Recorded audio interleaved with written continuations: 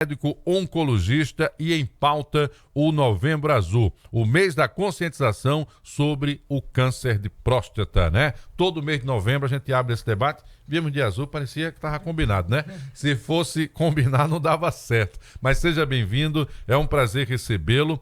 A gente já sabe que o debate sobre a necessidade da conscientização, sobre a necessidade de levar o homem para fazer o exame, ele já existe, é um pouco antigo. O que é que a gente pode dizer, pelo menos para animar? Os homens estão mais conscientes em relação a essa necessidade de cuidar-se, principalmente quando falamos de câncer de próstata? Muito bom dia. Bom dia, obrigado pelo convite. Eu sou uma correção, eu sou urologista. Acho okay. Que houve... botou oncologista. Como acaba mudando, normal. Mas ela vai aprender, ela vai aprender. Desculpa. A procura pelo profissional, né, principalmente o urologista, no cuidado da saúde masculina vem aumentando a cada ano. É uma tendência que está acontecendo e é bastante importante porque a gente consegue prevenir doenças, não só, que é o principal que a gente, nesse mês, que é o câncer de próstata, mas outras doenças. Pressão alta, diabetes, aumento de glicerídeo. Isso tudo, nesse mês, a gente consegue focar e fazer todos os exames do homem para garantir que ele vai, pelo menos, passar um ano em monitorização. E fazendo esse monitoramento, né? Ainda há preconceito em relação ao exame do toque retal e por que ele é tão essencial para, no caso do exame da próstata? Acontece bastante. Sempre aquela pergunta, vai ter o exame, não vai ter? O exame de toque é um exame que, junto com o PSA, né, que é o exame de sangue, eles se complementam e aumenta muito a chance de você conseguir diagnosticar o paciente no consultório, sem a necessidade de fazer outros exames complementares, né? Então, um paciente com PSA alterado, suspeito, e um toque suspeito, pode ser encaminhado já para biópsia ou para outros exames de imagem. E assim a gente consegue ter um diagnóstico preciso do paciente. Agora, doutor, a questão da próstata, é claro que a nossa longevidade faz com que a gente fique mais exposto, né, enquanto homens de um modo geral, mas em relação ao início de quando deve começar os exames, 45 ou 50 anos? Então, pacientes que têm histórico familiar, raça negra e outros fatores de risco, têm que iniciar essa pesquisa aos 45 anos. Uhum. E quem não tem, aos 50. Eu sempre sugiro antecipar uns 5 anos isso.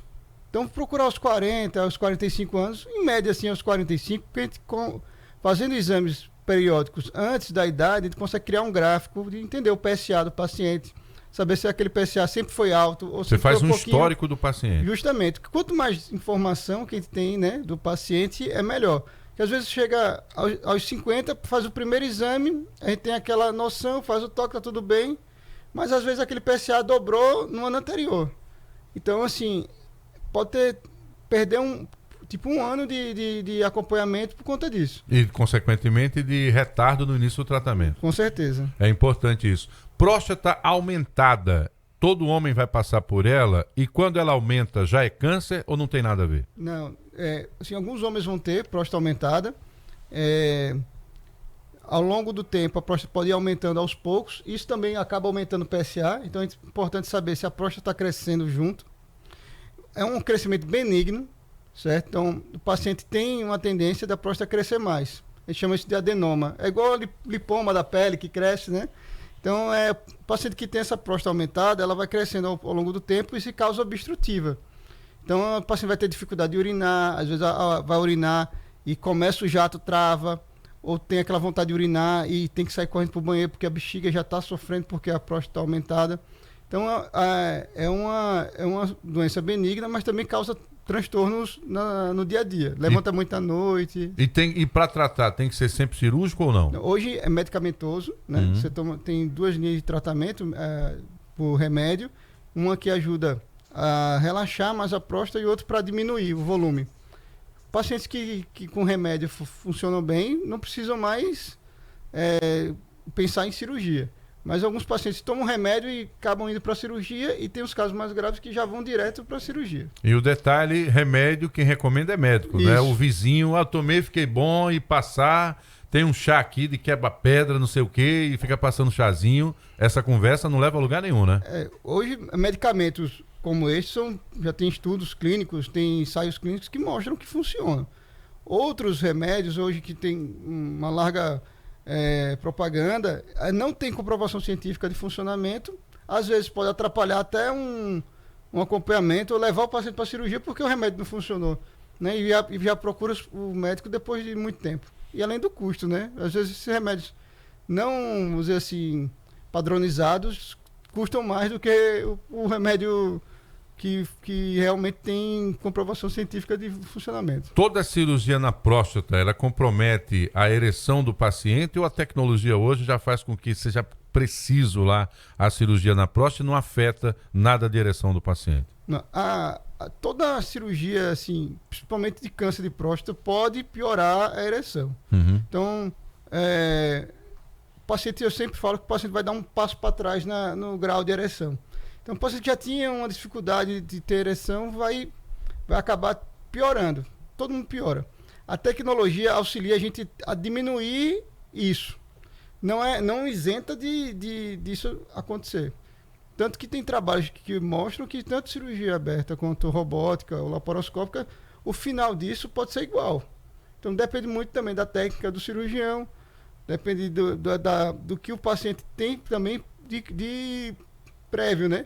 Já urinava bem, já tinha uma ereção boa, então isso tudo ajuda no final para a gente poder ter um resultado bom. Por que eu estou falando isso, né? Porque, obviamente, é comum nos grupos e às vezes de família e conversa de amigos que as pessoas falam isso, que não querem fazer para não comprometer a ereção e ainda bate no peito de forma ignorante falando, não, prefiro morrer com isso do que ficar sem ter ereção, o que é uma tolice total, porque obviamente é a sua vida que está em risco, né? E hoje as taxas, lamentavelmente, de mortes de homens, ainda em consequência de câncer de próstata, ainda são elevadas, os números indicam isso, né, doutor? Isso, tirando o câncer de pele, o câncer de próstata é o câncer que mais mata hoje os homens, né?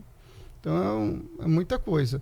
E a questão também de, não quero operar, não quero perder ereção, qualquer tratamento dentro do câncer de próstata vai acabar prejudicando a ereção, mesmo sem operar, né? A própria não operação vai prejudicar Com diariamente, certeza, né? A qualidade de vida, né? E outras coisas. Se deixar o câncer acontecer sem tratamento, pode ter risco de prejudicar até a função renal no futuro, fraturas ósseas, tem vários outros problemas dentro desse mundo, né? Então, pela localização da próstata, se for um câncer que não seja de tumor fechado e ele haja ali realmente a possibilidade de metástase, quadril, ossos tudo são comprometidos. Externo, costelas, acontece. Invade a saída da urina na bexiga, né? Quando chega na bexiga. Então é gravíssimo. É casos que a pessoa sofre muito por não ter ido se tratar. E muitas vezes por um posicionamento preconceituoso pode, obviamente, passar por todo esse sofrimento. É por isso que a gente está debatendo esse tema hoje aqui com o médico urologista Luiz Eduardo Ximenes, alertando você em relação a esse período que é o Novembro Azul, onde se fala da conscientização em relação ao câncer de próstata.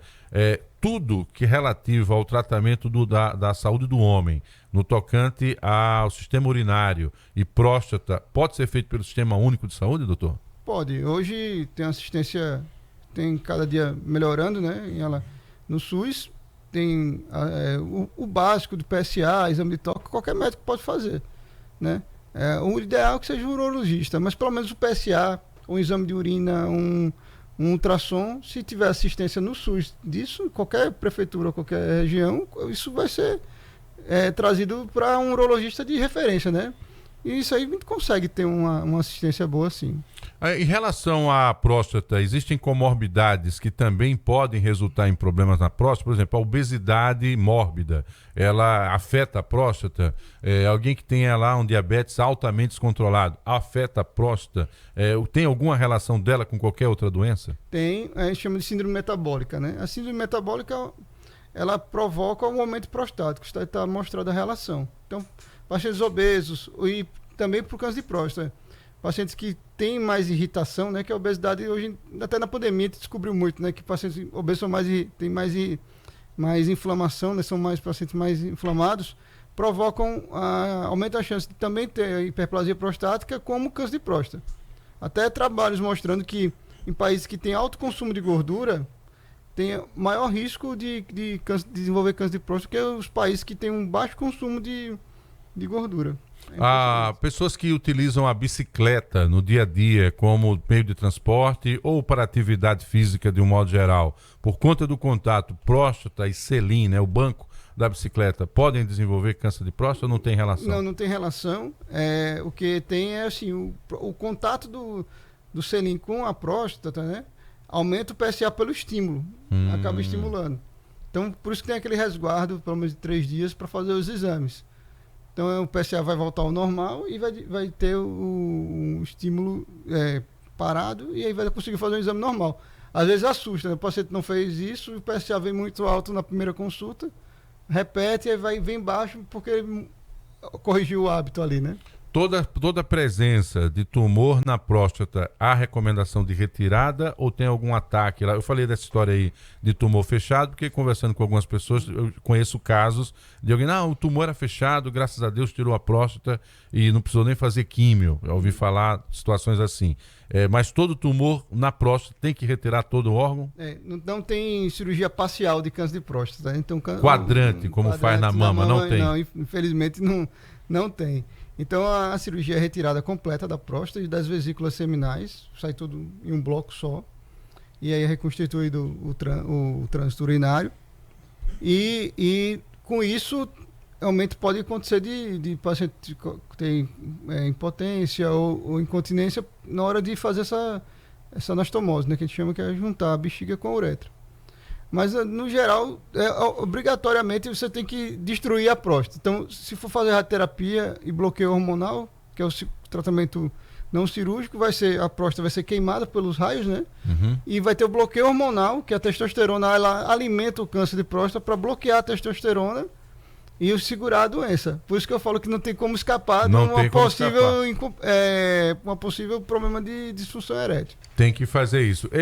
Sou muito ouvido pelas mulheres, assistido também, e você, mulher, tem um papel importante nesse processo, que é incentivar também o seu marido, o seu companheiro, a fazer esse exame de próstata, como disse aqui o nosso urologista. Se tem casos na família, antecipar para os 45 anos, tá certo? Incentivá-lo, que não tem nada a ver com masculinidade, não tem nada a ver isso, é a saúde do homem que está em jogo, a qualidade de vida futura, porque, como ele bem coloca, quando se detecta no início, é muito mais fácil de combater, de enfrentar e, consequentemente, a reação do próprio organismo é muito melhor. Então, você, mulher, tem um papel importante em incentivar o seu companheiro a fazer esse exame de próstata e, claro, deixá-lo tranquilo, que não tem nada a ver com sexualidade, essas coisas que andam dizendo, as piadas, né, que não ajudam em nada, e principalmente as conversas nos grupos de um modo geral. Esse mês é o mês da conscientização, por isso que a gente está trazendo o especialista Luiz Eduardo Chimendes, ele que é médico urologista aqui dentro da nossa programação.